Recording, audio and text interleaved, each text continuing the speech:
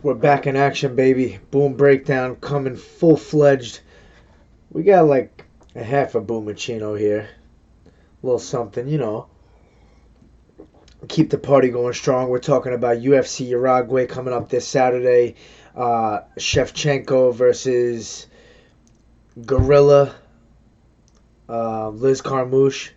We got Platinum Mike Perry, I should say. He would try to kill me if he heard me say it like that.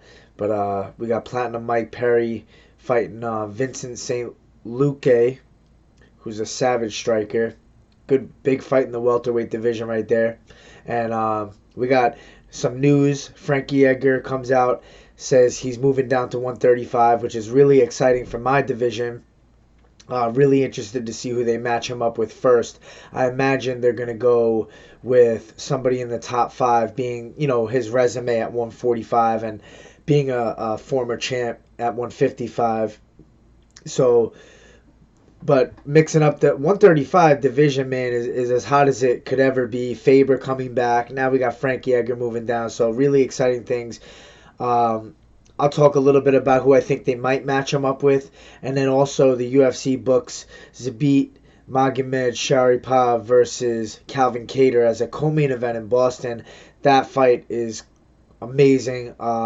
Really two top prospects up and coming that are about to show who's ready to contend for a title with this fight, whoever comes out the victor, because Calvin Kattar's coming off that big win over Ricardo Lamas where he knocked him out. And obviously Zabit has a lot of hype behind him, and he has a really exciting style in the cage, very well rounded everywhere, good everywhere. So I'm really excited to see how that fight plays out as well. But we'll start with UFC Uruguay. I'm not going to talk about every fight on this card because obviously, some of these fights are not, big name fights, really important fights, but not the most exciting card on paper. But there are a couple of really important fights, and starting with the main event. Shevchenko versus Liz Carmouche. Let's not forget, Liz Carmouche, back in the days when she fought Ronda Rousey for her first fight out, she showed a lot of promise. She was doing really well in that fight, and just, she got caught later on. But she had Ronda's back, and she shows that she's really strong for the weight class. She's able to out grapple a lot of these girls. And she has power as well. But, let's be honest, Shevchenko has been tearing through the division. She's one of the best in the world as a female fighter. She's fought Nunez before. She's fought Joanna Jędrzejczyk like 3 or 4 times. And she is coming off a big head kick knockout over Jessica Ai. Not many girls are knocking people out like that. That was really impressive. And just her overall skills are just on another level than a lot of these girls. So, it's good that she's fighting someone like Liz Carmouche who has experience fighting top tier competition.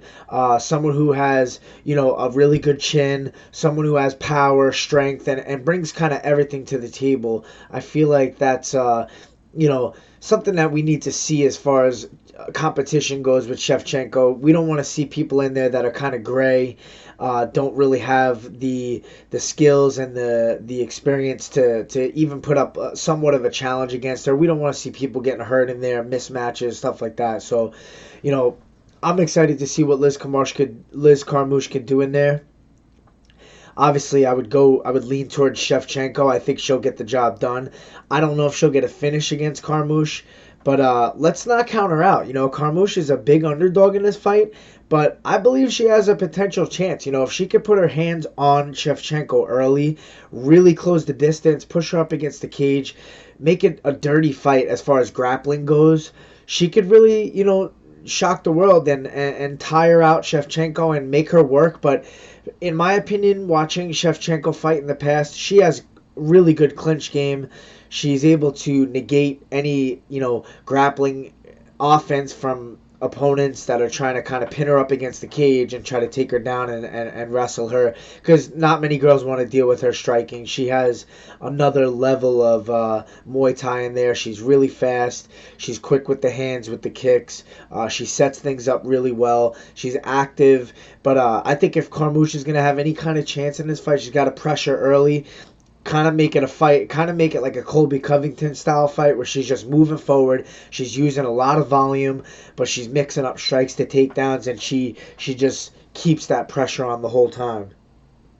Something's in my boomachino. I don't know what it is, but I'm going to take a sip anyways.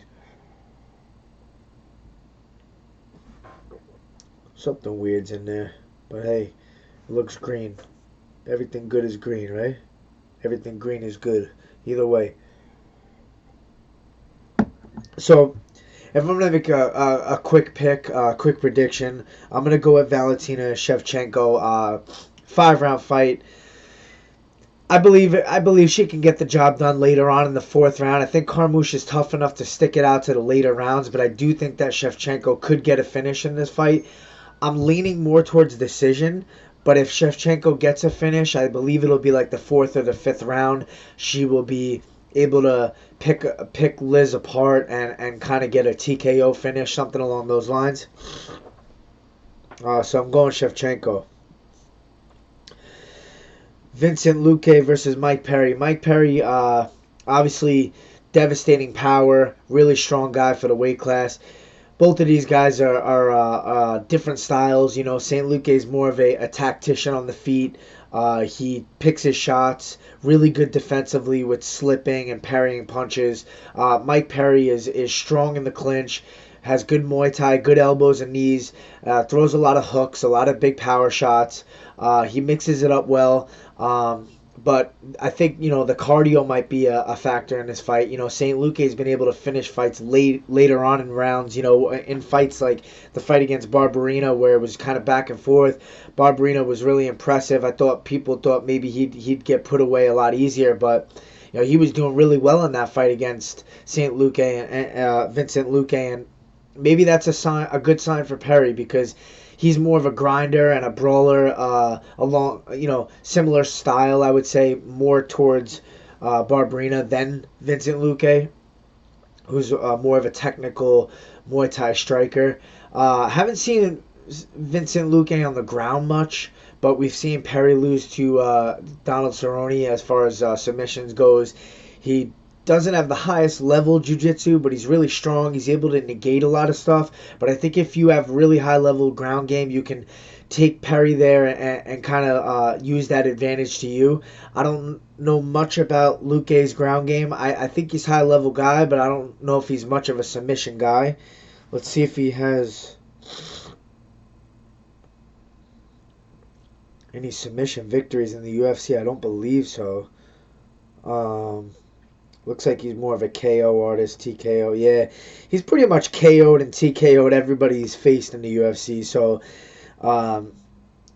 obviously this guy's dangerous on the feet, and Perry has to come sharp.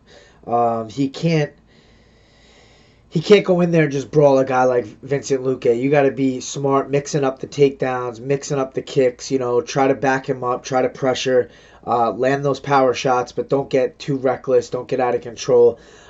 In all honesty, I feel like Vincent Luque is just a little bit too seasoned, too technical, too precise. I believe as the fight goes on, it favors him because he's going to find his rhythm, he's going to find his accuracy, and you know, he's got such good defense. He wing blocks really well, he parries really well, he slips really well. I think he's going to be able to avoid a lot of the power shots of Perry and kind of land his shots as he excuse me, as the rounds go on. I think it's going to get worse and worse for Perry. I think the cardio advantage goes to Vincent Luque as well. I'm going to go with a TKO victory for Vincent Luque. It's very hard to pick against Perry. I mean, the guy's got a chin. He's a savage. I don't really think anybody's put him away on the feet, but I think Luque's the guy to do so as far as how technical he is. He doesn't have the most devastating one-punch power, but I think over time he'll find that chin, he'll find that spot. It might hurt Perry, kind of follow up and have a ref step in type of deal. I'm going to go with Vincent Luque by TKO. Moving down the card, we also got Ozdemir versus Latifi on this card. which is a big fight in the light heavyweight division to kind of see where guys are stacking up, where they belong. You know, John Jones as the champion, and we got guys like Corey Anderson. You know, Weidman's coming down, moving up, I should say, to light heavyweight to fight. What's his name? Why am I drawing a blank here? Southpaw, big guy. I don't know. You guys know who Weidman's fighting. I'm slipping right now. Maybe my Boomachino isn't strong enough. But we got guys like Walker, young guys, young lions trying to come up, you know, and make their way up to John Jones to fight the best fighter in the world. But this fight right here, Ozdemir looked really good against the guy who's fighting Weidman. I can't believe I'm forgetting his name. Ugh. What is his name? And Ozdemir and Latifi were supposed to fight, and the fight was canceled. I believe that was for UFC on ESPN. That was in August. Wait. Oh, they moved the fight. That's why. Yeah, they moved the fight up to this card for some reason. I don't know why they did that, but... Dominic Reyes. There we go. Jeez. My apologies. Yes, Volkan Ozdemir lost to Reyes, but I honestly thought he won that fight. Very competitive fight. I thought he squeaked out the decision. I thought he was a little bit more active, landed the more significant strikes. So, unfortunate for Ozdemir because he could be, you know, essentially in a title contender fight if they gave him the victory against Reyes, but Reyes is fighting Weidman. Ozdemir has good takedown defense. He's got good hips. He's got a lot of power in the clinch. Obviously, Latifi's going to be trying to take the fight to the ground, which is not going to be easy. But Latifi has power as well. So this is really a fight of like who's going to catch who first, I feel like. And I'm going to go with Ozdemir because he looked good against a young lion like Reyes in his last fight. And I think that he'll get the job done. He's got that big left hook. Latifi's going to try to close the distance, and I think that's going to be his downfall. I think when you get in close against a guy like Ozdemir, he lands that big shot in the clinch, man, and he puts guys out. So I'm going Ozdemir by KO. Another good fight, Enrique Barzola versus Bobby Moffitt, who has lost to the guy who almost cut his sack off with the saw. What's his name? Why am I forgetting guys' names today? Bryce Mitchell. I love that guy, man. But he's got that story with the saw that almost chopped off his goods. He beat Bobby Moffitt by decision. Now Moffitt's fighting another tough fight against Barzola, man. Barzola's fought a lot of tough competition in the UFC at 155. No, 145, yeah, featherweight. He's coming off a loss to a really, really tough guy, Kevin Aguilar. But that was a good fight. That was a decision. That was a competitive fight. As far as competition goes, I feel like Enrique Barzola's fought the tougher competition, and I think he's going to get the job done. I think it'll go decision, though. And I got Barzola by decision in this fight. Moving down. That's the main card right there. Not a really big main card. Let's move down to the prelims, see what we got here. We'll make some quick predictions. Gilbert Burns versus Alexei Konchenko. I'm going with Gilbert Burns by submission. The guy has big power on his feet, but he hurts guys, takes guys down, and he mauls them on the ground as well. Really strong jiu-jitsu game. Gilbert Burns all day. Tisha Torres versus Marina Rodriguez. Tisha Torres by decision. Rogerio Bontorin versus Raulian Paiva. I'm going with Bontorin by decision.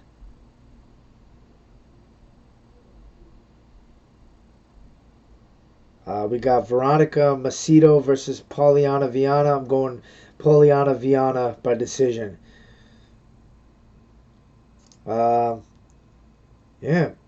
that's about it, man. Kind of a weak preliminary card. Not that many big name fighters or guys that you would recognize. Oh, Chris Gutierrez, he trains at Factory X, which I'm going to get some training in there this month, which I'm excited about. I like their school. I like what they're doing over there with Coach Mark Montoya. I think doing big things. I like his corner work and all that. So I'm going to go with Chris Gutierrez. I think he's going to get a TKO victory. Might even put a little bit of money on him. I think he's a live dog in this fight. Good potential right there. So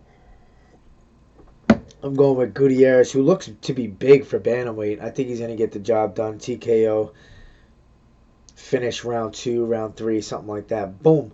Uh, yeah, so we'll talk a little bit about Frankie Edgar moving down to bantamweight. I find this really exciting. I mean, he's obviously, it's crazy because, size was always the talk about Frankie Edgar, but he was the champion at 155, which is like kind of shuts down all that size talk. Then he moves down to 145, but he still faces a size disadvantage. And, his last fight against Holloway, we saw that, he's dealing with a much bigger guy with more range control, longer legs with kicks and stuff like that. And Frankie Edgar has to get inside. He's a dirty boxer, wrestler. That's his style. I think he's going to have much more success at bantamweight because, Frankie Edgar's always looked to be strong for featherweight, but he's just fighting bigger guys that are got 20-pound advantage on him or so by the time they get in the cage.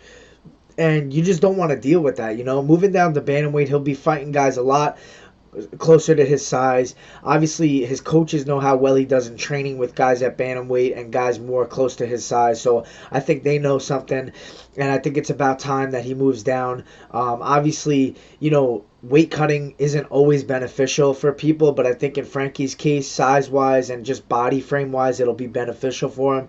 I think they might look to do like a Dominic Cruz type of scenario. I wouldn't mind seeing him face Garbrandt. I believe they're going to match him up with someone in the top 5, top 6. Maybe they'll give him the winner of a Sun Sao and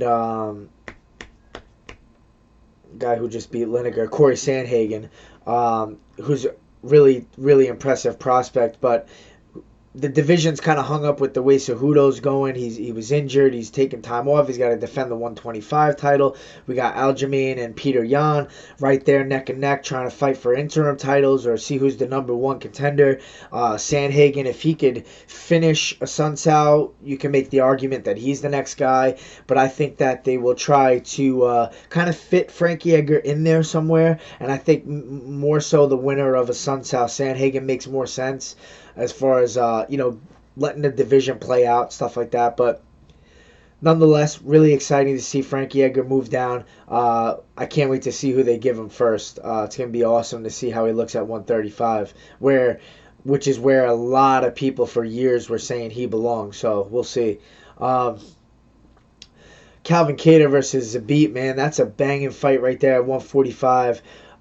In Boston, co-main event. That's big for Calvin Kattar, man. That knockout he got against Ricardo Lamas put him in position, really good position to become a title challenger in the near future. And I think he's a good style to fight and beat. Zabit. I think he's got better boxing, to be honest.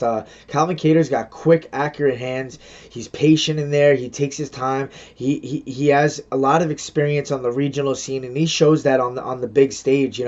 He's calm in there. He's collected. He takes his time. He's patient, but he finds that shot, man. And once he finds that chin, he's landing pop, pop, pop. 2-3 punch combination with great accuracy. So, I'm excited to see how he handles a guy like Zabit with his flashy style, his spinning techniques, and Zabit's grappling is no joke. When he goes to the ground, he's really slick. He hits some funky submissions, and we haven't really seen Kattar on the ground, but I think he's really good at avoiding takedowns. So we'll see if it even ends up on the ground. I think it'll primarily be a striking match, but that is a fight you don't want to miss.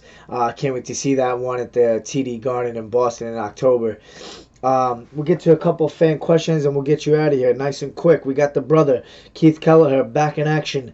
My number 1 fan. Who do you think or want to see Frankie fight first? Well, thing is, I just talked about that. So, who do I want him to fight first? I would say Dominic Cruz would be a great matchup. We're seeing where Dominic Cruz is at coming off of injuries, long layoff, and we're also seeing, Frankie Edgar come off a loss and what he's going to look like at 135. I think it makes sense. I don't know if Cruz would take that fight. I think Cruz is kind of like, I want a title fight or bust kind of deal, you know, because he never really, you know, got that chance to reclaim his title. You know, he lost to Garbrandt and he was out on injuries and this and that.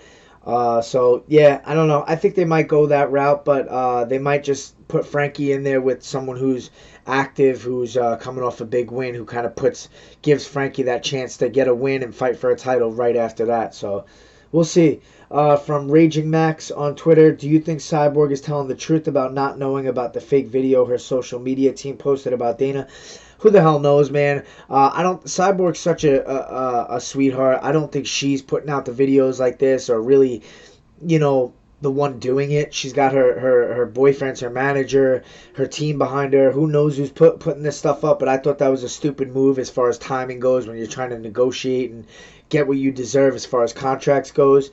You know, Dana White and her have had their differences and shared their differences, but you know, it sucks that we're not going to see the Nunes rematch fight happen in the near future. But who knows? You know, sometimes Dana says stuff and they figure out things, and you know, they work out a deal in the end and they get the job done. So I wouldn't count it out just yet. But Cyborg's going to get offers from other promotions, and who knows if the UFC is just kind of playing ball and they're going to match it, or if they're just going to release her like Dana said. MMA Gifts on Twitter. We need Covington Usman Boom Breakdown. You know, I'll leave that for when the fight gets closer, because we don't know if that fight is next with the mix-up in the 170 division with Masvidal, Leon Edwards, Covington, Usman coming off his injuries. Tyrone Woodley's still in there. So, yeah, a lot of stuff has to play out in the welterweight division. I mean, I don't see why they wouldn't go the Covington route with Usman. I think that would be a stupid move. I think now is the time to do that. Two guys that are mirror images of each other. I don't know what's going to happen in that fight. Who's going to take a back step? Who's going to break cardio-wise? That's a crazy fight right there. I'm so excited to see what happens with that, with those two guys. The same exact guy pretty much, except I would give Usman a little bit more power advantage, but I might even give Covington a little bit more volume and cardio advantage. He's hammering with Cam Hanes and shit, so who knows? But yeah, that's it, guys. Not the best boom breakdown, but you know, we're talking UFC Uruguay. It's not the most exciting card, but you know, looking forward to Perry, Luque, and Shevchenko, Carmouche. Those are the two big fights there. Latifi and Ozdemir is also a good fight to look forward to. So we'll get to the big card coming up the week after, UFC 241. That's the big one. We'll get back for a boom breakdown. I'd appreciate a thumbs up, a subscription. That'd be great. Follow me on Instagram, Twitter, BrianBoom135. Love you guys. Boom.